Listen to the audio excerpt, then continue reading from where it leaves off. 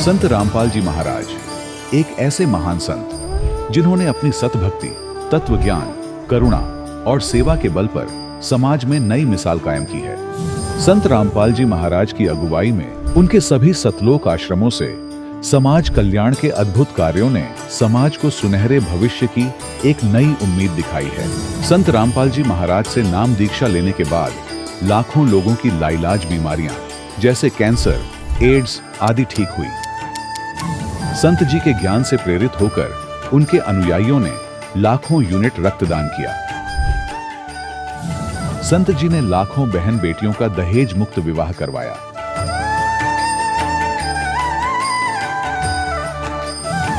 संत जी ने लाखों लोगों का नशा छुड़वाया, करोड़ों उजड़े परिवार बसे। संत जी के आश्रमों में समागम के दौरान निःशुल्क नेत्र चिकित्सा, दंत चिकित्सा प्रदान की जाती है। संत रामपाल जी महाराज द्वारा समय समय पर पर्यावरण संरक्षण के उद्देश्य से बड़े स्तर पर वृक्षारोपण किया जाता है।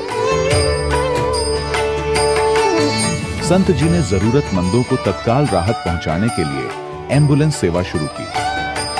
संत जी अपने अनुयायियों को देहदान के लिए प्रेरित करते हैं, जिससे मानवता की सेवा और चिकित्सा क्षेत्र में सुधार हो सके।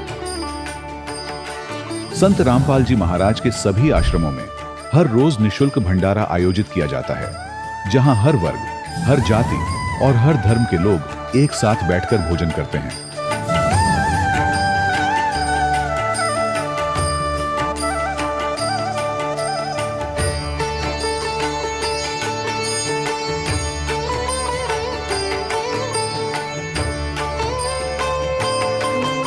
संत रामपाल जी महाराज की अन्नपूर्णा मुहिम ने गरीब और बेसहारा लोगों के जीवन में एक नई ऊर्जा और उम्मीद को जन्म दिया है।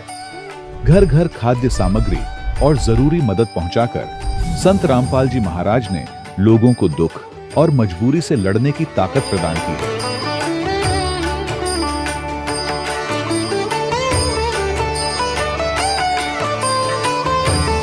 संत रामपाल जी महाराज द्वारा गरीब लोगों के लिए घर बनवाने का अद्भुत कार्य एक ऐसी मिसाल कायम कर रहा है जो सदियों सदियों संत जी की उदारता और दया भावना के तौर पर जाना जाएगा।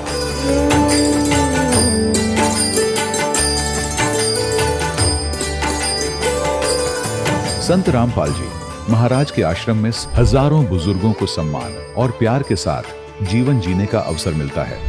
उनके खाने, रहने और स्वास्थ्य की पूरी जिम्मेदारी संत रामपाल जी महाराज उठाते हैं। अनाथ बच्चों के लिए संत रामपाल जी महाराज के सभी आश्रम किसी वरदान से कम नहीं। यहाँ उन्हें शिक्षा, संस्कार और भविष्य के लिए बेहतर अवसर प्रदान किए जाते हैं। चाहे बाढ़ हो, भूकंप या महामारी, संत रामपाल जी महाराज और उनके अनुयायी हमेशा ही जरूरतमंदों के लिए सबसे आगे खड़े रहते हैं। कोविड महामारी के दौरान संत रामपाल जी महाराज के आश्रमों से करोड़ों लोगों के लिए भोजन, दवाइयां और जीवन रक्षक सामग्रियां उपलब्ध कराई गई। चाहे गरीब की मदद हो या किसी शोषित और पीड़ित वर्ग के हक और सम्मान की लड़ाई, संत रामपाल जी महाराज ने हमेशा ही उनकी दबी आवाज को सरकारों तक पहुंचाया है और उन्हें उचित न्याय दिलवाने में अहम भूमिका अदा की है। समाज में आध्यात्मिक और सामाजिक मूल्यों के प्रति जागरूकता लाने में संत रामपाल जी महाराज हर कदम पर मानवता के सच्चे सेवक साबित हुए हैं। संत रामपाल जी महाराज का जीवन हमें सिखाता है कि सच्ची सेवा वही है जो निस्वार्थ भाव से की जाए। आइए हम भी इस महान सेवा के कार्य में इस महान संत से जुड़ें और संत रामपाल जी महाराज से नाम दीक्षा लेकर अपने जीवन को धन्य बनाएं।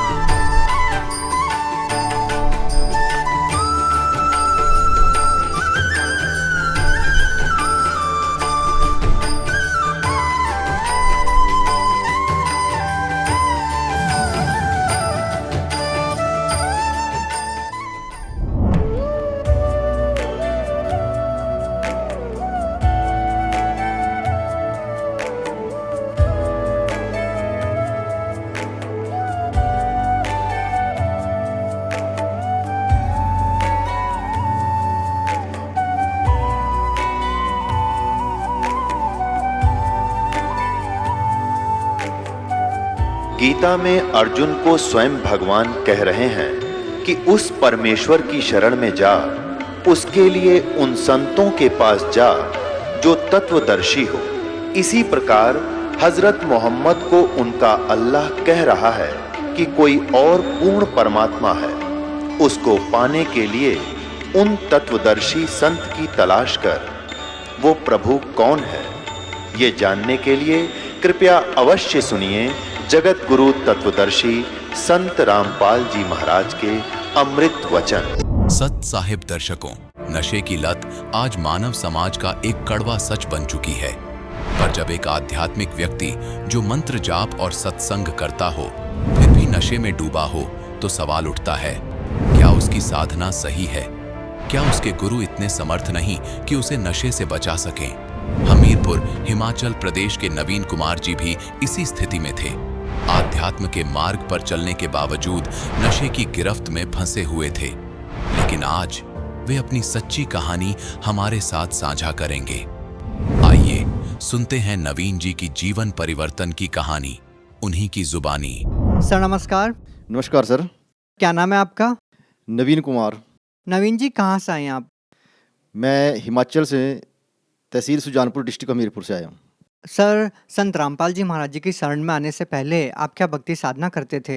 संत रामपाल जी महाराज जी की शरण में आने से पहले मैं अपना जो पारंपरिक साधना है वही करता था, और उसके साथ ही निरंकारी पंथ से मैं जुड़ा हुआ था, क्योंकि हमारा परिवार सारा निरंकारी पंथ से जुड़ा था। तो परिवार के कहने से मैंने भी अपना निरंकारी पंथ से नामदान लिया था। सर निरंकारी पंथ में आपने किस गुरु से नाम दीक्षा ले रखी थी? हमारे जो गुरु जी थे वो हरदेव सिंह जी महाराज। तो सर आपने कितने साल तक उनकी भक्ति की? निरंकारी पंथ में मैं 7 साल तक रहा। सर निरंकारी पंथ में आपको क्या भक्ति विधि बताई जाती थी? निरंकारी पंथ में बताया जाता था कि परमात्मा निराकार है, और परमात्मा की भक्ति का उन्होंने एक मंत्र दे रखा था, तू ही निरंकार मैं तेरी शरण हूँ मैनू बख्श लो जी। तो उस साधना को पूरी दृढ़ता के साथ किया, और उस सत्संग के दौरान जहाँ जहाँ भी सत्संग होता था वहाँ जाते थे, और ब्लड डोनेशन कैंप जो लगते थे उसमें भी हमने बढ़ चढ़ कर हिस्सा लिया। लेकिन उस साधना से मतलब आत्मा को कोई शांति नहीं थी, और सबसे बड़ी जो दिक्कत आ रही थी, जो मेरा नशा था उससे मैं निजात नहीं पा रहा था। तो नशे से बहुत दुखी था, मैं छोड़ना चाहता था, लेकिन लाख प्रयत्न करने के बाद भी स्थिति वहीं की वहीं बनी हुई थी। सर क्या पहले आप कोई नशा भी करते थे? हाँ जी, मैं बहुत नशा करता था। मतलब नशे के बारे में मेरे परिवार में तो खैर किसी को पता नहीं था शुरू में, लेकिन नशे की लत जब ज़्यादा बढ़ती गई, मतलब दिन में अगर मेरे को कोई 10 नशा करने के लिए कहता तो मैं 10 ही कर लेता, और 10 के बाद अगर 11वां नशा भी आता था मैं उसके लिए भी मना नहीं करता था, वो भी करता था मैं। तो नशे की शुरुआत हुई जैसे बीड़ी सिगरेट और तम्बाकू से, उसके बाद फिर भांग शराब और पोस्त डोडे अफीम वगैरह। तो उस नशे की स्थिति में मतलब परिवार में कला थी, और नशा छोड़ नहीं पा रहा था मैं। मतलब एक तरफ भक्ति भी चल रही थी, सत्संग में भी जा रहे थे, सत्संग सुन भी रहे थे, और नशा भी छोड़ नहीं पा रहे थे।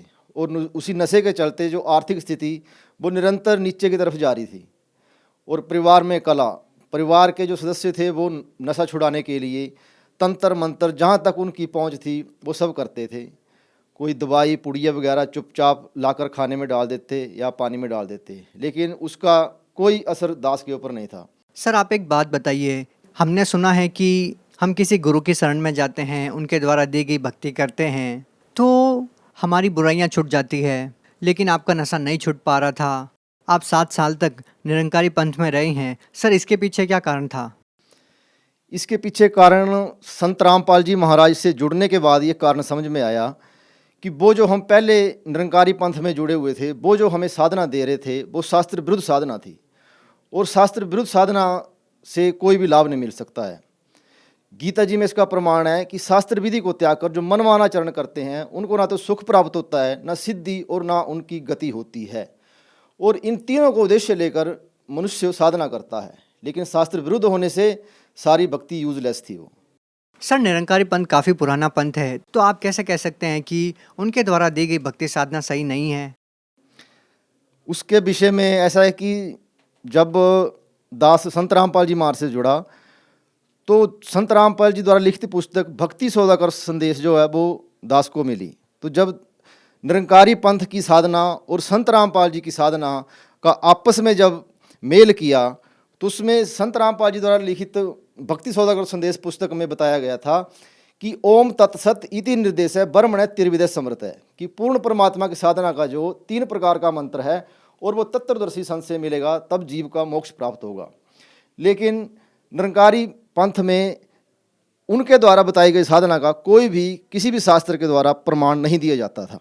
निरंकारी पंथ में बताया गया था कि परमात्मा निराकार है, लेकिन संत रामपाल जी महाराज जी ने वेदों में प्रमाणित करके बताया परमात्मा सहशरीर है, उसका नाम कबीर है और वो सतलोक का वासी है।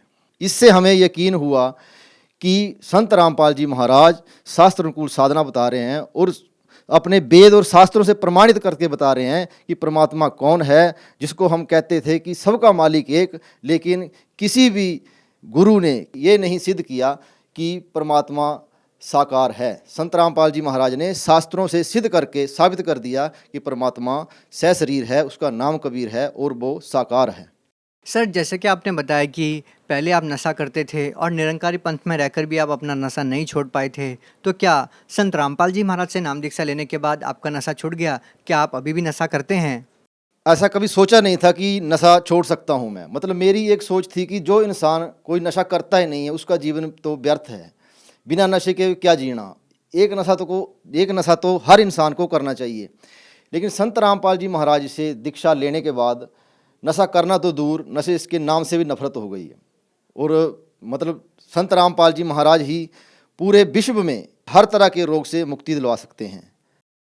सर, हम देखते आए हैं कि लोग नशा मुक्ति केंद्र में जाकर भी अपना नशा नहीं छुड़वा पाते हैं, उनकी नशे की लत छूट नहीं पाती है। तो सर, संत रामपाल जी महाराज जी आप लोगों का नशा छुड़वाने के लिए कितने पैसे लेते हैं? संत रामपाल जी महाराज जी ने मेरे नशे को दूर करने के लिए कोई पैसा नहीं लिया। संत रामपाल जी महाराज जी ने जो शास्त्र अनुकूल साधना है, जो मोक्ष मंत्र हैं, उन मंत्रों के द्वारा संत रामपाल जी महाराज ने मेरे अंदर के जो शैतान रूपी नशा था उसको नष्ट किया। और रही बात सरकारों की, तो सरकार तो पहले खुद ही नशे का वितरण करती है। जितने भी शराब के ठेके देख लो आप, सरकार के समर्थन में ही खुलते हैं। एक तरफ तो सरकार नशे का प्रचार करती है, नशा बांटती है, और दूसरी तरफ वही सरकार नशा छुड़ाऊ केंद्र खोलकर बैठ जाती है। तो मतलब जो आपको खुद नशे के लिए प्रेरित कर रहा है वो आपका नशा नहीं छुड़ा सकता।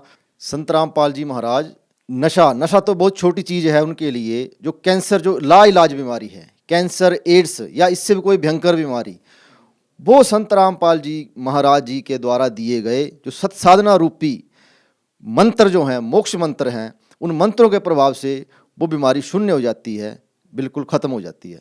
जहाँ साइंस ख़त्म हो जाती है वहाँ संत रामपाल जी महाराज जी का ज्ञान शुरू होता है, उनकी भक्ति साधना शुरू होती है।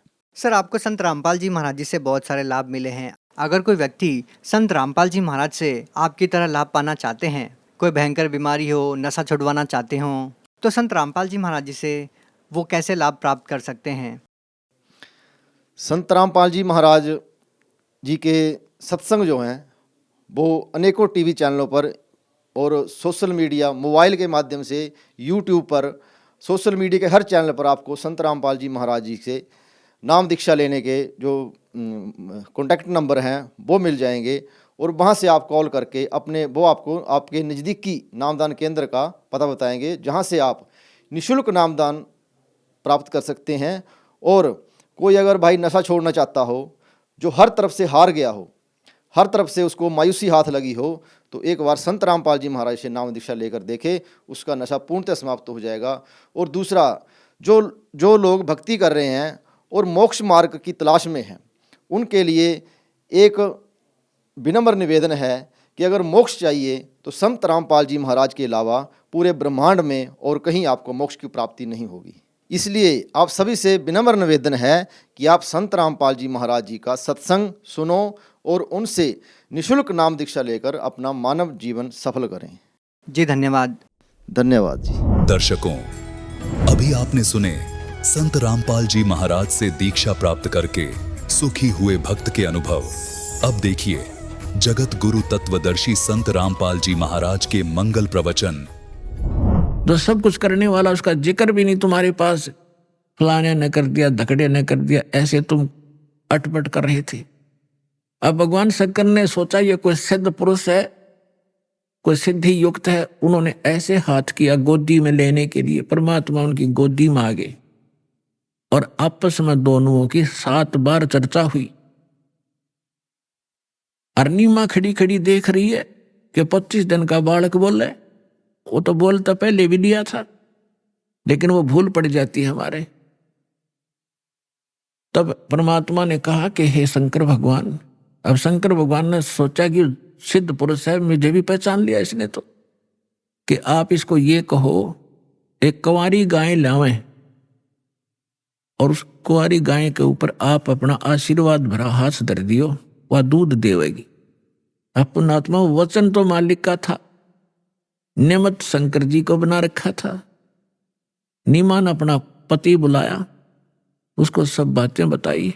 वो कुम्हार के घर से एक साफ घड़ा लिया, छोटा सा कोरा मटका घड़ा, और वो गाय लिया बछिया जिसने दूध पीना छोड़ रखा था, और अभी सांड ने टच नहीं करी थी, वो जाके संग बैल नहीं लागा, वो लाके खड़ी करी।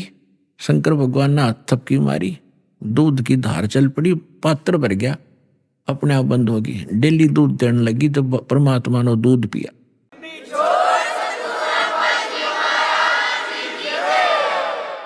अपने आत्मा, अब हमने परमात्मा को पहचानना है। हमारे ग्रंथ वेद क्या बताते हैं, वेदों के विषय में क्या सुना जाता है कि इनमें परमात्मा की महिमा लिखी है। तो परमात्मा की महिमा लिखी है, तो जो महिमा परमात्मा की उनमें लिखी है, जिस परमात्मा ने वो लीला की है, तो ही इज गॉड, वही है परमात्मा। अब आपको दिखाते हैं ऋग्वेद मंडल नंबर 9 सूक्त नंबर 1 मंत्र 9 में, उसमें क्या लिखा है कि जब परमात्मा शिशु रूप धारण करके लीला करने आते हैं, तब उनके परवरिश की लीला कुंवारी गायों से होती है। ये देखिएगा ऋग्वेद, और इसके कौन है अनुवादक और प्रकाशक, सार्वदेशिक आर्य प्रतिनिधि सभा, महर्षि सिद्धांत भवन, रामलीला मैदान, नई दिल्ली। महर्षि सिद्धांत द्वारा अनुवादित लिखा है इसमें। मुद्रक Prince offset printers 1510 Pataudi house, त्रियागन, नई दिल्ली। इसके बिल्कुल ये 9 मंडल से स्टार्ट है।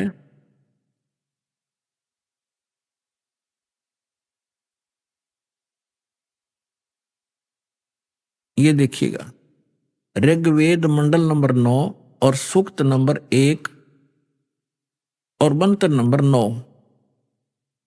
ये मंत्र नंबर 9 है।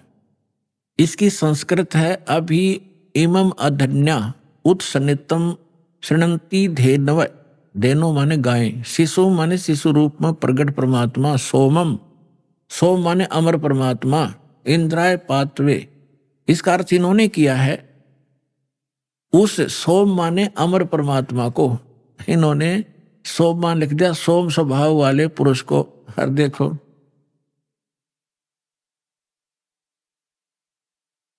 अब ये इसी मंत्र के प्रथम, यही ऋग्वेद मंडल 9वें मंडल का प्रथम सूक्त प्रथम मंत्र में ये सोम शब्द है। इसका अर्थ है सोम माने है सोम स्वभाव वाले परमात्मन, यानी सोम माने परमात्मा। हम यहां से इन्हीं के, इन नकलियों के ही इस पहले तो इस अज्ञान को हटाएंगे।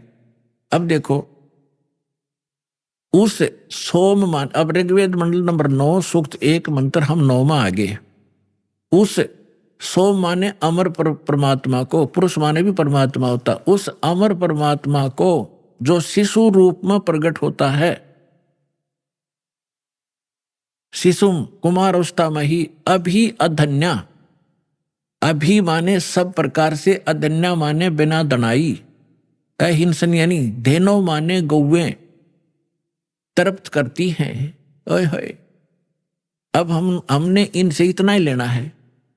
जैसे हमारे यहाँ हरियाणा में एक, क्योंकि हमारी लैंग्वेज इन्हीं भाषाओं से बिगड़ कर क्षेत्रीय भाषा बनी है, जैसे हम हरियाणा के अंदर खूड कहते हैं, जो हल से रेखा खींची जाती है, तो संस्कृत में खूड ही शब्द है।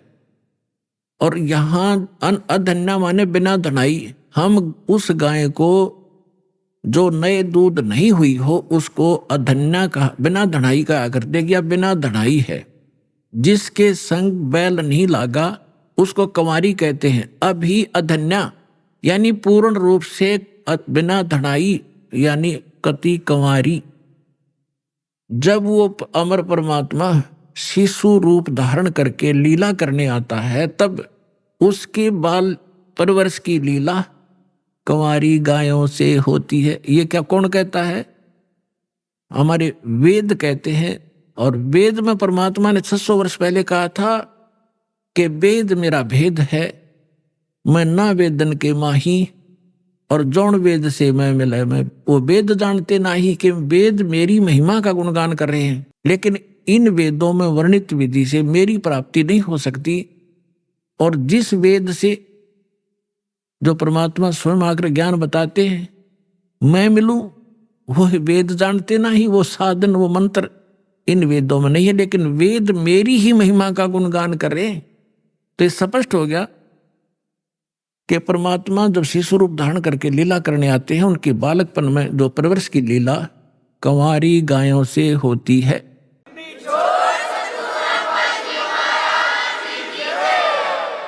अब परमात्मा का 600 वर्ष पहले जो लीला की थी वो इतिहास लिपिबद्ध है, वो दिखाता हूं।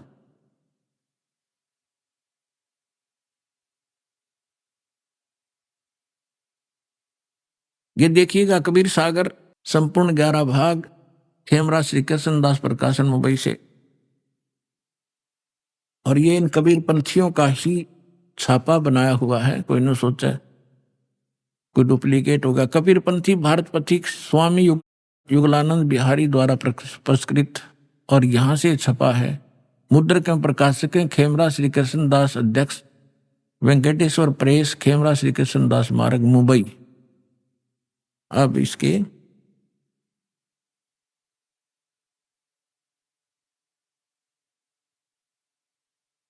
अब ये है कि ज्ञान सागर खंड है, ज्ञान सागर 74 पृष्ठ पे। अब कहते हैं, सुन जुल्हा मन भयो आनंदा, जैसे जमी चकोर पाया निशी चंदा। जुल्हे को जब ये पता चला कि ये परमात्मा हमारे लिए आए हैं, यानी जुल्हा बच्चे को पाकर जुल्हा बड़ा खुश हुआ। ले सुत चलो हर्ष मन कीना, ता तो पुन अस बोल ही लीना।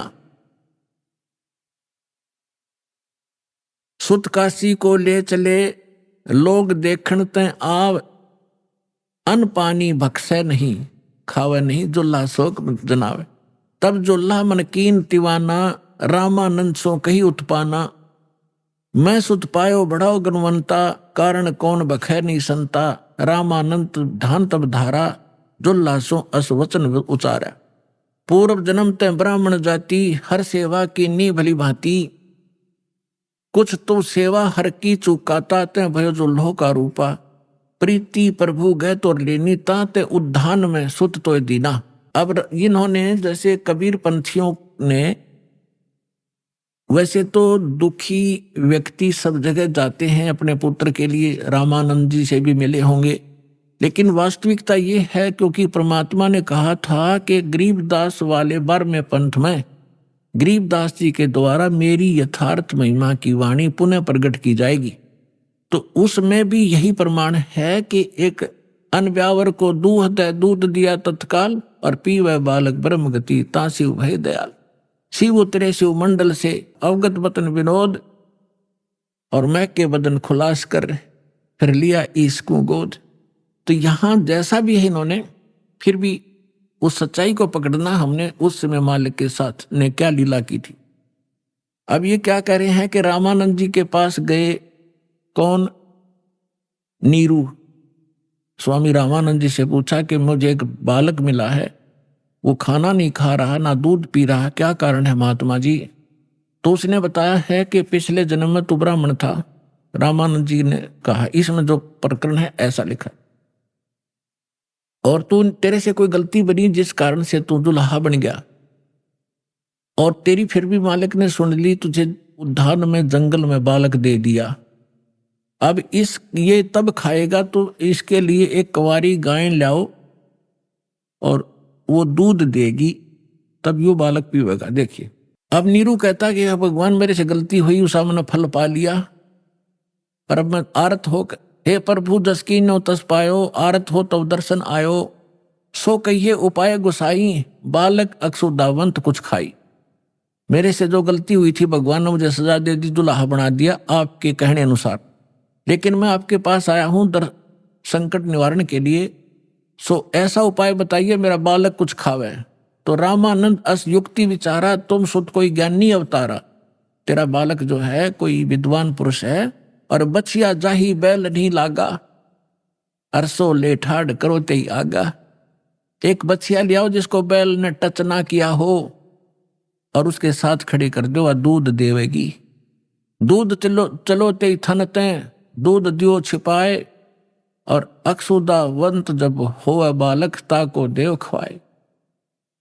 अब दूध पीवत नाम कबीर, दूध अब पीवत नाम कबीरा, खेलत संत मत सब धीरा। अब इससे क्या सिद्ध हो गया? आंखों देखा संत बतावा गरीबदास साहिब जी, और हमारे वेद बता रहे हैं कि परमात्मा जो शिशु रूप धारण करके आता है वो पूर्ण परमात्मा है, सारी सृष्टि का रचनहार। वो ऐसी लीला करता है, वो कुंवारी गायों से उनके परवरिश होती है बचपन की, और ये लीला 600 वर्ष पहले परमात्मा की लीला वो जीवनी में लिखी है कि उस परमेश्वर ने ऐसी लीला की थी। तो who is God? Kabir is God.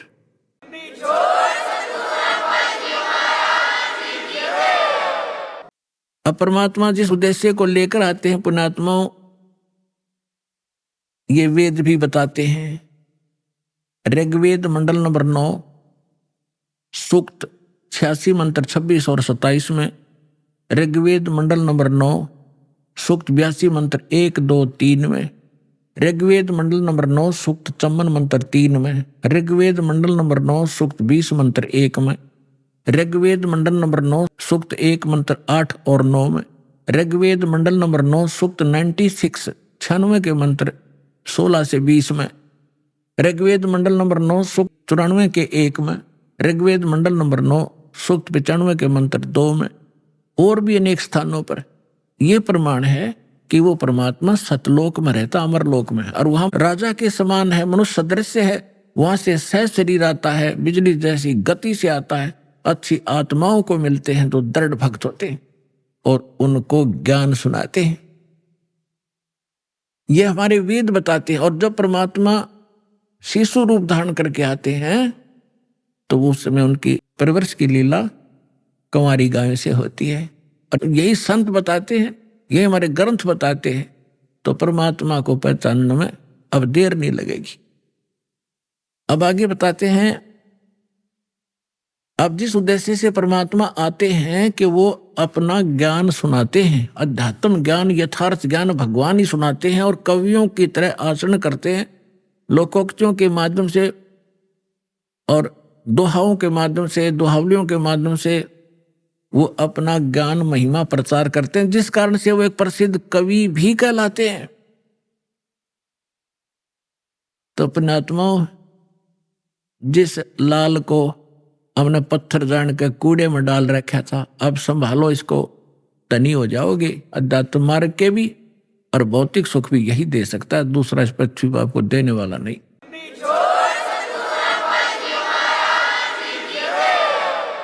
अब क्या हुआ, अब थोड़ा मौखिक सुनाऊंगा, फिर आगे थोड़ी सी, क्योंकि समय का अभाव रहता है, समय फिर एक बार आपको इस बात से दृढ़ कर दूं कि हु इज गॉड, परमात्मा कौन है, वो मिलेगा कैसे, उसका यथार्थ भक्ति मार्ग कौन सा है और कहाँ प्रमाणित है। फिर आप ऐसे दृढ़ हो जाओगे जैसे हम पहले उस नकली ज्ञान पर दृढ़ हो रहे थे, नकली भगवानों पर।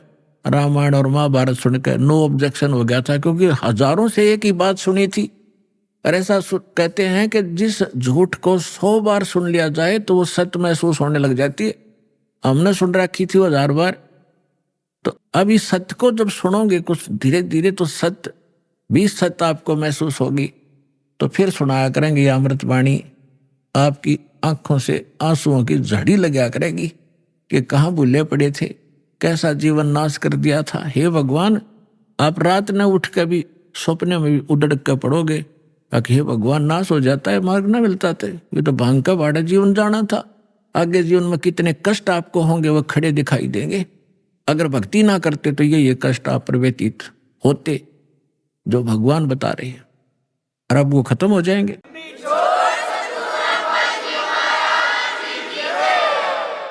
अब क्या बताते हैं कि फिर काजी आगे लड़के का नाम रखने के लिए कुरान शरीफ ले आए। काजी आए कुरान ले, धर लड़के का नाम, अक्सर अक्सर मैं फुरादन कबीर बल जाऊं मैं। सकल कुरान कबीर है, हरफ लिखे जो लेख, काशी के काजी कहें या गई दीन की टेक। अब काजी आगे परमात्मा के नामाकरण करने के लिए, अब वो कैसे करते हैं, जैसे कुरान शरीफ को खोलते हैं, पवित्र पुस्तक है, और उसमें पहला अक्षर जो होता है उसके ऊपर नाम रखते हैं। जो ही उन्होंने कुरान शरीफ को खोला उसमें कबीर अक्षर था। कुरान सूरत फुरकानी 25, उसके अंदर सबसे पहला जब खोला तो कबीर अक्षर निकला उस पृष्ठ पे, कबीर निकला। कबीर, कबीर का अर्थ ये बड़ा कहते हैं, महान मानते हैं, अल्लाह अकबर एक भगवान का नाम भी मानते। तो इन्होंने सोचा कि एक जुलाहे के बालक का और कबीर नाम रखना शोभा नहीं देगा। दूसरी बार फिर बंद करके फिर तुरंत खोला, उस पृष्ठ पे पूरे पे कबीर कबीर लिखे हुए थे अरबी भाषा में, कबीर कबीर, दूसरा लेख नहीं रहा उस कुरान का। फिर दूसरी और जगह देखा तो सारी कुरान में कबीर कबीर रह गया, कोई अक्षर नहीं रहा उनकी उस पुस्तक में। और परमात्मा बोले काजियो मेरा नाम कबीर ही रहेगा। काजी तो उस कुरान में पटक गए और भाग्य छोड़ गए।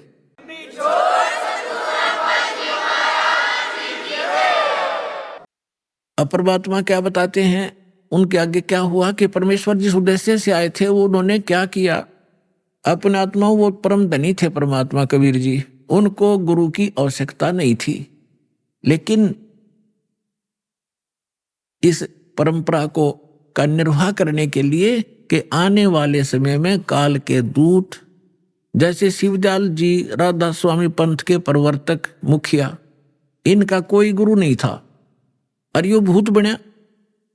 और परमात्मा की वाणी है, गुरु बिन माला फेरते, गुरु बिन देते दान, गुरु बिन दोनों निष्फल हैं, चाहे पूछो वेद पुराण। रामकृष्ण से कौन बड़ा, उन्हों भी गुरु कीन, और 3 लोक के वे धनी, गुरु अगाधी। तो इसलिए परमेश्वर ने गुरु बनाना, परंपरा का निर्वाह करना अनिवार्य समझा। और दूसरा, एक तीर से 2 शिकार करने थे। रामानंद जी की प्यारी आत्मा ब्राह्मण थे, उस समय ब्राह्मण के घर में जन्म होना, नो सोच लो, वो नो समझा करते हमारे बराबर इस पृथ्वी पर कोई नहीं, इतना अहम था, इतने पूज्य थे ब्राह्मण उस समय। और यहाँ की फोकट महिमा परमात्मा को पता था, ये न लेकर डूबेगी। कबीर साहब कहते हैं, मन तो सुख के सागर बसरे और न ऐसा यश रे, यहाँ कोई यश काम नहीं आओगा, ये नकली है। तो इस उद्देश्य से परमेश्वर ने जब 5 वर्ष के मालिक हो गए लीला करते हुए, एक 2.5 वर्ष के बालक का रूप धारण किया, और जिस गंगा के पंचगंगा घाट पर प्रतिदिन स्वामी रामानंद जी स्नान करने के लिए जाया करते थे, उनकी पौड़ियों में लेट गए। उस समय रामानंद जी की आयु 104 वर्ष की थी, परमात्मा लीला में आयु 5 वर्ष की थी, लेकिन 2.5 वर्ष की रूप बनाकर वहां लेट गए। रामानंद जी ब्रह्म मुहूर्त में वक्त से जाते थे, उनके सिर में वो खड़ाऊ लगी, परमात्मा कबीर जी बालक के रूप में लेटे हुए बच्चे की तरह रोने लग गए। रामानंद जी छेती जल्दी से नीचे झुके कि किसी बालक का चोट लाएगी। साधु संत कोई भी हो, किसी मजहब धर्म का, उसमें दया जरूर होती है। दया भाव से नीचे झुका तो उनके गले में एक कंठी होती है, कंठी, जो वैष्णु साधु से दीक्षित होने का प्रतीक होता है, एक तुलसी की लकड़ी की कमनिया होता है, मन का एक धागे में बांध रखा होता, वह निकल के परमात्मा की गल में गलगी कबीर साहब के। रामानंद जी ने दीखी नहीं अंधेरे में, और उठा के कहने लगे, बेटा सिर पर हाथ रखे, बेटा राम राम बोलो, राम राम बोलो, राम के नाम तो सुख होता है। परमात्मा चुप हो गए। रामानंद जी बोले, बेटा बैठ जा, यहाँ कहीं जाना नहीं, मैं तुझे तेरे घर भिजवा दूंगा, सुबह पता करवा के मैं नहा लेता हूँ। वह नहाने लगे, परमात्मा वहां से अंतर्ध्यान हुए, अपनी झोंपड़ी में आके विश्राम किया। कुछ दिन रामानंद जी जब नहा धो कर आए, देखे बालक है नहीं, सोचा चला गया होगा, कहाँ ढूंढूं। कुछ दिन के बाद परमात्मा ने क्या लीला की कि रामानंद जी का एक शिष्य विवेकानंद नाम का ब्राह्मण अपने क्षेत्र में कथा कर रहा था विष्णु पुराण की। अब परमात्मा जाकर बैठ गए वहां पर। जब उसने विष्णु पुराण की कथा सुना ली, विष्णु सर्वेश्वर है, इनके कोई माता पिता नहीं, अजरो अमर है, सारी सृष्टि के मालिक हैं ये, तब परमात्मा ने पूछा कि भगवान, मैं एक शंका है मेरे मन में। कबीर साहब 5 वर्ष के बालक ने, तो विवेकानंद ने कहा कि बोलो बोलो, क्या बात है, बोलो बेटा बोलो। परमेश्वर ने कहा कि एक ब्राह्मण शिव पुराण सुना रहा था रुद्र संहिता में, वो बता रहा था कि विष्णु जी की उत्पत्ति भगवान सदा शिव और शिवा से हुई है, और ब्रह्मा जी की उत्पत्ति भी उन्हीं से हुई है। आप कह रहे क्यों जन्म मृत्यु नहीं होती? तो वो कब उसके पास वहीं पर रखी थी, वो शिव पुराण खोल के भी देख ली, क्यों थी संस्कृत में। तो कहने का झूठे, इसमें कुछ नहीं लिखा है, देखो लोगों झूठ बोलता है। उसने पूछा विवेकानंद ने कि तू कौन सी जाति का है, क्या तूने कहीं से दीक्षा ले रखी है? तो परमात्मा के बोलने से पहले वहां श्रोता कहने लगे कि ये नीरू का लड़का है, जुलाहे का, दानक का बेटा है यो। तो उसे विवेकानंद ने सोची ऐसी गहन बातें तो कोई दीक्षित व्यक्ति ही बता सकता है। उसने पूछा, तूने दीक्षा ले रखी है किसी से? परमात्मा ने कहा, हाँ मैंने गुरु धारण कर रखा है। कौन किया तूने गुरु धारण? विवेकानंद ने पूछा। परमात्मा ने कहा कि जो आपने कर रखा है वही मैंने कर रखा है। तो विवेकानंद ने विषय बदल दिया सारा कि देखो रे कितना झूठा व्यक्ति है ये, धानक का लड़का, एक शूद्र जुलाहे का पुत्र, और हमारे गुरु जी को बदनाम करता है। वो तो शूद्रों को निकट भी नहीं आने देता। और मैं आज जाता हूँ स्वामी जी को ये बात बताऊंगा, तेरे को खूब पिटाई होगी तेरी। अब लंबी कथा ना सुनाकर शॉर्ट बताता हूँ। अगले दिन उसने जाके सामने रामानंद जी के कान भर दिए, स्वामी जी हमारी तो नाक काट दी एक धानक के लड़के ने, हम तो बाहर मुंह दिखाने लायक नहीं छोड़े, बड़ी सभा में कह दिया कि मैंने आपसे दीक्षा ले रखी है। हे भगवान, कल मैं कैसे कथा करूंगा आपकी? तो सब कहते, गरीबदास जी ने लिखा है, रामानंद यह बात सुन कैसे कूदा जैसे मृग कूदा करे। झूठा है, कपटी है, उसको कल लाओ मेरे सामने, तेरे सामने जूते लगा दूंगा, और सबको बुला लेना जिनके सामने तेरी बेइज्जती की। अगले दिन परमात्मा को पकड़ ले गए 10 बस डंडे विवेकानंद के गुंडे, और जाकर रामानंद जी के सामने, झोपड़ी के सामने सुबह सुबह ले गए। रामानंद जी ने अपनी झोपड़ी के गेट पर पर्दा लगा रखा था, झोपड़ी के अंदर से खड़ा होकर वार्ता कर रहा था, ये दिखाने के लिए कि मैं इन शूद्रों को टच भी नहीं करता, इनके दर्शन भी सुबह सुबह नहीं करता। और वो श्रोता बुला रखे थे अपने सारे चमचे, विवेकानंद ने जिनके सामने उसकी बेइज्जती हुई थी, वो सारे श्रोता बैठे। तो रामानंद जी ने पूछा कि कौन है, तेरी जात कौन है, तू किस भगवान की भक्ति करता, तेरा पंथ क्या है? तो कैसे वार्ता होती है उस आत्मा और परमात्मा की, गरीबदास जी ने चित्रार्थ की है। क्या कहते हैं? आडा पर्दा लाए करे रामानंद बूजंते, दास गरीब कुरंग छवि अदर डाक कूदंत। कुरंग माने मृग की तरह कूदा, झोपड़ी में पांव पीटे। कौन जात कुल पंथ है, कौन तुम्हारा नाम है, दास गरीब आधीन गति फिर बोलत है बलि जाऊं मैं। रामानंद जी कह रहे हैं, तुम्हारा कौन जात है, तेरा कौन पंथ है, तेरा नाम क्या है? तो गरीबदास जी कहते हैं जैसे गुरु के सामने शिष्य को रहना चाहिए, एक अच्छे शिष्य की भूमिका करते हुए गरीबदास जी कहते हैं आधीन गति, दास गरीब आधीन गति बोलत है बलि जाऊं मैं। गरीबदास जी कहते बलिहारी जाऊं इस महापुरुष परमात्मा के, कैसी लीला कर रहा था, एक अधीन होकर बोल रहे हैं और कह रहे हैं सच्ची जात हमारी जगत गुरु और परमेश्वर है पंथ, दास गरीब लिखत पढ़ो मेरा नाम निरंजन कंते। मैं अवगत गत से पहरे और चार वेद से दूरी, दास गरीब दसों दिशा में सकल संद भरपूरी। ए स्वामी सृष्टा में सृष्टि हमारे तीर, दास गरीब अधर बसू अवगत सत्य कबीर। सुन रामानंद राम हम मैं बामन नरसिंह, दास गरीब सर्व कला मैं ही व्यापक सर्वंगे। सुन स्वामी सतभाखे हूँ झूठ न हमरे रिंच, दास गरीब हम रूप बिना और सकल परपंच। मैं रोवत हूँ सृष्टि को ये सृष्टि रोवत मोहे, गरीबदास हमारे योग को समझ न सकता कोई। अब परमात्मा ने जब ये सारी कथा सुनाई कि मैं सारी सृष्टि का रचनहार हूं, सुन रामानंद राम हम और हम बावन नरसिंह, ये सब लीला हमने की थी। विष्णु जी को तो एक बड़ाई दी थी, बात में उसका रूप धारण कर लिया। हम ये चाहते थे परमात्मा की भक्ति बनी रहे, इनकी आस्था बनी रहे मेरे में, ताकि ये किसी के माध्यम से भी बनी रहे। पर परमात्मा ने यह भक्ति इस युग तक लानी थी और कर रहे थे सारे आप ही। अब क्या बताते हैं, परमात्मा ने कहा कि जात हमारी जगत गुरु और मेरा पंथ पूछते हो कौन सा मैं भक्ति मार्ग लेकर आया हूं। परमेश्वर है पंथ, ईश ये ब्रह्म है, ईश्वर ये परब्रह्म यानी अक्षर पुरुष है। गीता अध्याय नंबर 15 के श्लोक 16 और 17 में 3 पुरुष हैं, सरपुरुष, अक्षर पुरुष और परम अक्षर पुरुष। तो कहते हैं ईश ईश्वर परमेश्वर, जात हमारी जगत गुरु यानी सच्चा ज्ञान और सूर्य पूरे विश्व को ज्ञान देने के लिए मैं आया हूं, या मेरी जात समझ लेना। और मेरा पंथ है परमेश्वर का, उस परमेश्वर का मार्गदर्शन करने के लिए मैं आया हूं। अब रामानंद जी कहते हैं अरे बालक सुन दुर्बुद्धि तेरा घटमट तन आकार, और दास गरीब दर्द लगा जब हो बोले सर्जनहार।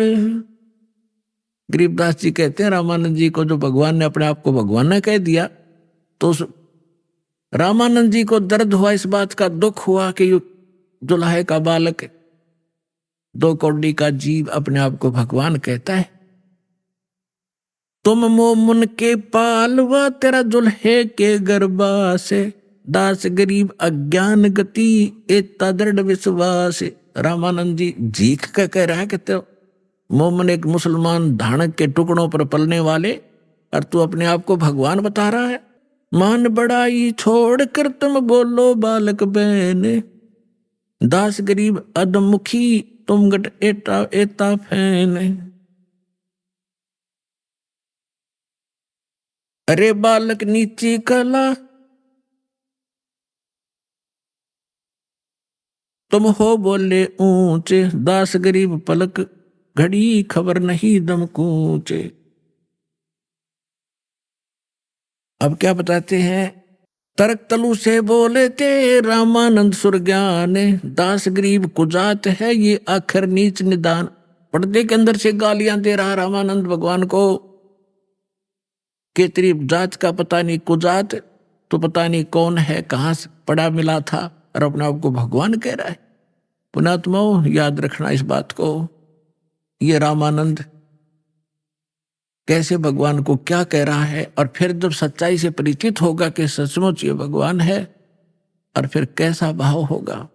जब उसने सारा कुछ कह लिया, भगवान ने बता दिया कि आई एम गॉड, मानो चाहे मत मानो गुरु जी।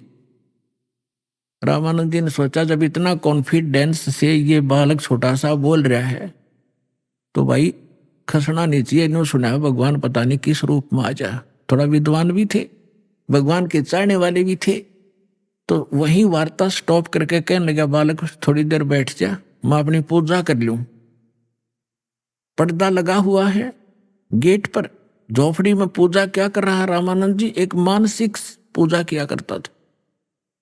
जो अन्य कर्मकांड करते हैं वो तो भगवान की मूर्ति, विष्णु जी की, ठाकुर की मूर्ति को नवाते हैं गंगा जल से, पुराने कपड़े उनके उतार कर धोते हैं, सुखाते हैं, नए कपड़े पहनाते हैं, तिलक लगाते हैं, मुकुट रखते हैं और गले में एक मनिये की कंठी डालते हैं, तुलसी की लकड़ी के बनिये की। अब उस दिन रामानंद जी कल्पना से कर रहा था वो तो, लेकिन सामने भगवान ने ऐसी दृढ़ बातें कह दी, वो विचलित भी था। तो उस दिन उसका गलती लगी कि मानसिक पूजा करा करता, जैसे स्वप्न देखा करें हम, ऐसी मानसिक पूजा होती है। जैसे भगवान की मूर्ति नवाई, अभ्यास था डेली का, नवाई, कपड़े बदले और फिर उसका मुकुट धर दिया, तिलक लगा दिया, लेकिन उस दिन वो कंठी डालनी भूल गया, गले में माला। अब माला ना डाला पूजा खंडित, और मुकुट उतारा नहीं जाता। उस दिन एक नियम है ना, मुकुट रख दिया भगवान पे, फिर उस दिन नहीं उतरेगा, अगले दिन ही उतारा जाएगा जब उसकी फिर पुनः नवा दवाई करेंगे। मुकुट उतारा पूजा खंडित, और जब माला ना डाली तो अधूरी।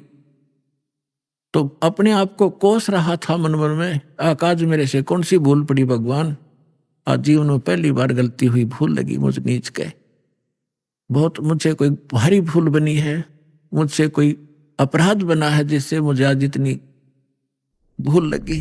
अभी आपने सुने संत रामपाल जी महाराज के मंगल प्रवचन।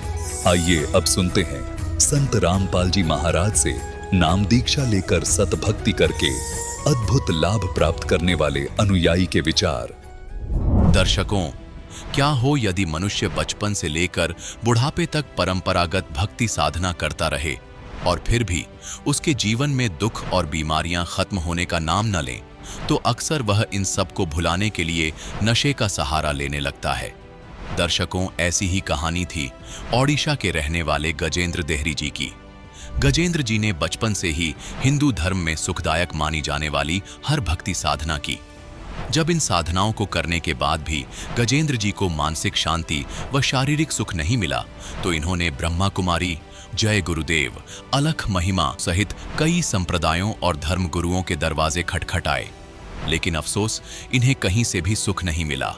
लेकिन दर्शकों, आज गजेंद्र जी का कहना है कि जब से मुझे संत रामपाल जी महाराज की शरण मिली है और मैंने संत रामपाल जी महाराज द्वारा बताई गई भक्ति साधना अपनाई है, तब से मुझे एक नया जीवन मिला है।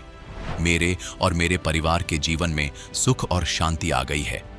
दर्शकों, आखिर संत रामपाल जी महाराज ने गजेंद्र जी को ऐसी कौन सी जड़ी दे दी जो इन्हें अन्य संतों के पास नहीं मिली? आइए जानते हैं इसके पीछे की सच्चाई क्या है। सुनते हैं गजेंद्र देहरी जी की कहानी उन्हीं की जुबानी। नमस्कार सर। नमस्कार सर। सर, क्या नाम है आपका? गजेंद्र देहरी। गजेंद्र जी, आप कहाँ से हैं? मैं उड़ीसा से, झारसुगुड़ा जिला से, लखनपुर ब्लॉक का चाटीपल्ली गांव से हूँ। सर, संत रामपाल जी महाराज से नाम दीक्षा आपने कब ली? मैंने संत रामपाल जी महाराज से नाम दीक्षा 2020 जून महीना में लिया। संत रामपाल जी महाराज से नाम दीक्षा लेने से पहले आप क्या भक्ति साधनाएं करते थे? मैंने संत रामपाल जी महाराज से नाम दीक्षा लेने से पहले सभी गुरुओं के भक्ति की थी। उड़ीसा में जितने भी हैं, जैसे ब्रह्म कुमारी, ओम शांति, जय गुरुदेव, अलख महिमा, सदगुरु, कृष्ण गुरु, सबकी भक्ति कर रहा था। और बचपन से मुझे एक असाध्य रोग था, जो डॉक्टर ने बता दिया था कि ये असाध्य रोग है। तो तभी से मैंने भक्ति में जुड़ गया था, बचपन से भक्ति में जुड़ गया था। सिकल सेल एनीमिया सिरोसिस था। डॉक्टर ने बुर्ला का, जो हमारे उड़ीसा का बहुत बड़ा हॉस्पिटल है, बुर्ला हॉस्पिटल, उसके नज़दीक है, गुप्ता नर्सिंग होम, वहाँ पे बता दिया था डॉक्टर ने। तो वहाँ से मैंने, जब मुझे घर लेके आए घर के लोगों, तभी से मैंने भक्ति लगा दी थी कि परमात्मा की शरण में जाऊँ, अपना कल्याण कराऊँ, भक्ति करूँ और मोक्ष पा के संसार से उद्धार हो जाऊँ। ऐसे बचपन से भक्ति में लग गया था। और भक्ति करते करते कोई राहत नहीं मिल रहा था। जहाँ भी जाऊँ, जिस गुरु में बनाऊँ, जिस भक्ति भी करूँ, कोई राहत नहीं मिलता था। लास्ट में मैंने ऐसे सोच लिया कि कुछ खा के जहर खा के मर जाऊं, क्योंकि ज़िंदगी मुझे नहीं जीना है। घृणा हो गया था, क्योंकि मेरा शरीर ऐसा बिगड़ रहा था धीरे धीरे, ताकि मुझे जीने की भी कोई उम्मीद नहीं थी, कि कोई बचना इच्छा भी प्रकाश नहीं कर रहा था। धीरे धीरे मैंने लास्ट को एक सदगुरु है उड़ीसा में और छत्तीसगढ़ के बॉर्डर में एक सदगुरु बना लिया और भजन कीर्तन करता रहा। उसको भी 8-10 साल के भजन कीर्तन किया, लेकिन कुछ नहीं हो पाया। लास्ट में मैं सब ये मांस मछली सब खाता था, अंडे खाता था, मांस मछली मांस खाता था, कुछ पान भी खा लेता था, पुड़िया भी खा लेता था। और उसी दिन से मुझे जब ये सब करता था तो मुझे गॉल ब्लैडर स्टोन हो गया, जॉन्डिस हो गया और साइटिका हो गया। डॉक्टर को दिखाया, डॉक्टर बोले कि ऑपरेशन लगेगा, लिवर कैंसर, कोई इसका इलाज नहीं है, इसका ऑपरेशन करना पड़ेगा। बाद में टीबी भी हो गया था और डॉक्टर ने बोला कि बहुत सारे प्रॉब्लम है। तो मैंने सोचा कि अब मेरा कुछ नहीं होने वाला है, डॉक्टर ने भी मना कर दिया है, ऑपरेशन बोला है। तो मैं बहुत दुर्बल था, ऑपरेशन करूँगा तो मर जाऊँगा। तो ऐसे ऐसे मैंने बहुत लोगों के साथ मिलता जुलता था, भक्ति के बारे में चर्चा करता था कि कैसे भक्ति करूं, क्या भक्ति करूं, कुछ मुझे राहत मिल जाए, कौन सी गुरु बनाऊं। कोई पुराण शास्त्र में किसी गुरु का प्रमाण नहीं था। जिस गुरु को मैं बनाता था, भजन कीर्तन करता था, गीता, वेद शास्त्र, बाइबल, कुरान शरीफ में कोई भी नहीं था। हम तो हिंदू हैं, मुस्लिम और सिख और क्रिश्चियन धर्म के सभी चारों धर्म में गया था और सब भक्ति को अनुभव किया, सभी भक्ति करना, कोई राहत नहीं मिला। लास्ट को एक मेरे मामा जी थे, उसने मुझे ज्ञान गंगा पुस्तक दिया। उसी ज्ञान गंगा पुस्तक को पढ़कर मैंने 7 साल तक रख दिया था। जब ये स्टोन हुआ मुझे और जॉन्डिस हो गया तो मैंने उसी ज्ञान गंगा के बारे में फिर तलाश की, फिर पढ़ा और मैंने उसमें प्रमाण था जितने भी हम भक्ति करते हैं सब शास्त्रों के विरुद्ध है। कोई प्रमाण नहीं है वेद शास्त्रों में, 18 पुराण में, बाइबल में, कुरान शरीफ में, गुरु ग्रंथ में किसी का प्रमाण नहीं है कि पूरा गुरु हैं। तो मुझे उसी अविनाशी परमात्मा की तलाश थी और उसी अविनाशी परमात्मा को कौन गुरु मुझे मिलाएगा। मैंने अपने इस असाध्य रोग को साधन करने के लिए, आरोग्य पाने के लिए भारत में जितना भी गुरु हैं, जैसे मधु परमहंस जम्मू कश्मीर वाला, धन धन सदगुरु, सच्चा सौदा, प्रकाश मुनि, जैसे उड़ीसा में ब्रह्म कुमारी, गायत्री धर्म, जैसे बेंगलोर में साईं बाबा, सभी के दरबार गया, कहीं पे राहत नहीं मिला। और लास्ट में मेरे मामा जी ने मुझे ज्ञान गंगा पुस्तक दिया, उसी को मैंने पढ़ा, उसी में सब प्रमाण था और मैंने पढ़कर उसके रख दिया था। जब मुझे प्रॉब्लम होने लगा, ये बीमारी हो गया, स्टोन हो गया, ग्लैंडर स्टोन हो गया, तभी मैंने ज्ञान गंगा बही खुला और देखा, पढ़ा और नाम लेने के लिए मुझे ज्ञान सबको पहले मैंने परीक्षण निरीक्षण किया कि संत रामपाल जी महाराज जो हैं अवतार हैं, अभी उनके शिष्य बता रहे हैं, उसमें प्रमाण दे रहे हैं कि ये पूरा गुरु हैं, ये परमात्मा हैं और इनके शरण में जाने से सभी रोग कष्ट दूर होते हैं, सुख होता है, शांति होता है, सतलोक प्राप्ति है, मुक्त होता है।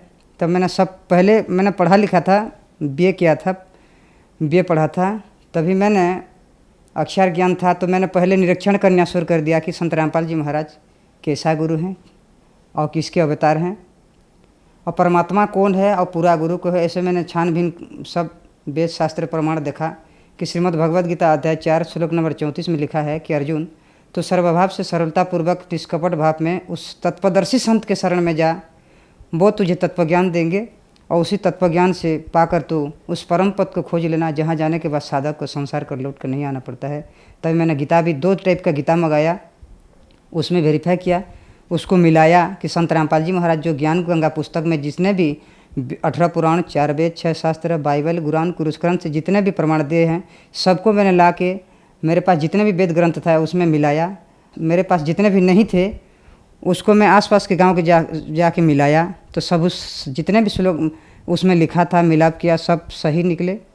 और मैंने सोचा कि संत रामपाल जी महाराज पूर्ण परमात्मा, अविनाशी पूर्ण ब्रह्म कबीर साहब के अवतार हैं, क्योंकि बाइबल में, ऑर्थोडॉक्स बाइबल में लिखा है कि कबीर ही परमात्मा है, कुरान शरीफ में लिखा है कि अल्लाह कबीर है, गुरु ग्रंथ में लिखा है कि गुरु नानक बता रहे हैं कबीर ही परमात्मा है और भगवद गीता में भी है। मैंने सब प्रमाण मिलाया, तब मैंने ठान ली कि यही गुरु है और कबीर साहब ही परमात्मा है और कबीर साहब के अवतार हैं संत रामपाल जी महाराज।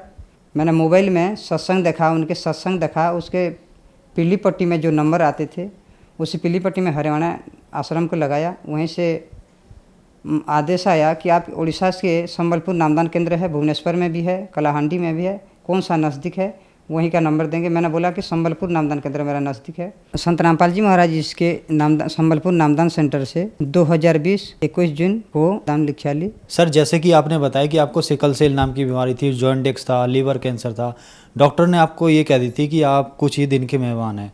आपने संत रामपाल जी महाराज से नाम दीक्षा ली, तो क्या आपको इन बीमारियों से निजात मिला? जितने बीमारी थे सब में मुझको धीरे धीरे आराम लगने लगा। अभी स्वस्थ हूँ और सभी बीमारी मेरे दूर होने लगा। मैं अभी भक्ति कर रहा हूँ और अभी जितने भी बीमारी था सबसे मुझे राहत मिल गई है। सिकल सेल में मुझे बहुत 24 जो लगता था, ट्रामाडोल लगता था, डायनापार लगता था, पेंडोर लगता था, ये सब लगाता था। जितने देर तक इसका ये असर था तब तक अच्छा लगता था। उसका असर निकल गया तो फिर अच्छा नहीं लगता था। ऐसे ऐसे करके मैं चलता था और जब परमात्मा के शरण में आया, बंदी छोड़ सदगुरु रामपाल जी परमात्मा के शरण में आया, तभी से मुझे राहत मिलने लगा और मेडिसिन मैंने छोड़ दिया।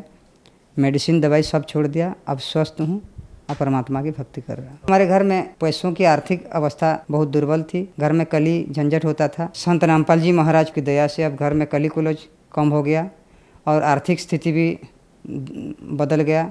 अभी परमात्मा की दया से सब ठीक ठाक है। सर, क्या क्वालिफिकेशन है आपकी? मैंने परमात्मा की दया से BA कंप्लीट किया हूँ और उड़ीसा के जो उत्कल यूनिवर्सिटी है उसी में MBA का एडमिशन किया हूँ और पढ़ाई चल रहा है और भक्ति भी चल रहा है। सर, आप एक एजुकेटेड पर्सन हैं और आपने बताया कि आपने संत रामपाल जी महाराज से नाम दीक्षा ली। आपको बहुत सारी बीमारियां थी। आपने बताया कि आपने लगभग सभी धर्मगुरु बनाए, आप जगन्नाथ मंदिर गए, आप देवी देवताओं के पास गए, कहीं भी ठीक नहीं हुए।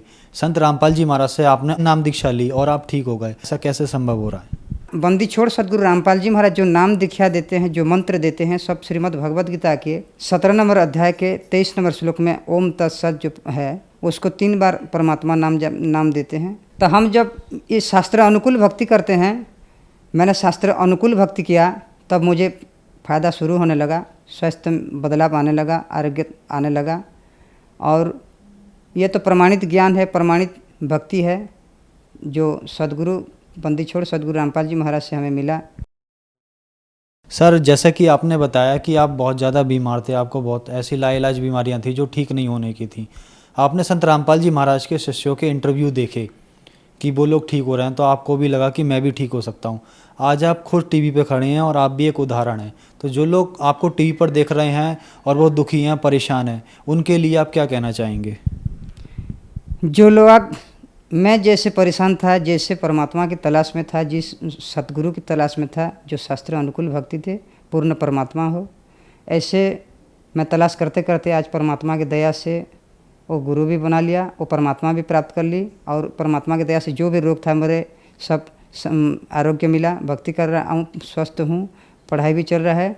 और ये मेरे जो विश्व में जो भारतवासी हैं सबको मैं करबद्ध प्रार्थना करके हाथ जोड़ता हूँ कि जो भी इस वर्ल्ड में, इस भारत देश में, उड़ीसा में हैं, सबको प्रार्थना कर रहा हूँ मेरे भाई और बहनों, माता पिताओं से कि ये संत रामपाल जी महाराज जो हैं ये शास्त्र के अनुकूल भक्ति देते हैं। अध्याय 4 श्लोक नंबर 34 में जिस तत्पदर्शी संत के बारे में बताया है वही गुरु हैं और उनके शास्त्र अनुकूल भक्ति से जो भी नाम दीक्षा लेगा उससे मोक्ष मिलेगा और उसको आरोग्य मिलेगा।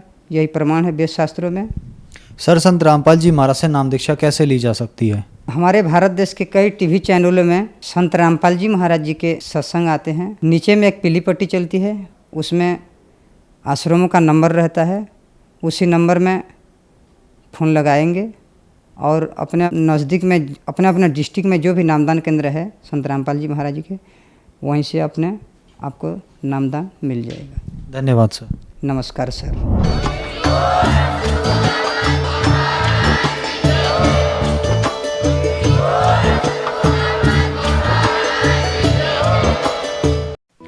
आप सुन रहे थे जगत गुरु तत्वदर्शी संत रामपाल जी महाराज के मंगल प्रवचन। अधिक जानकारी के लिए संपर्क करें।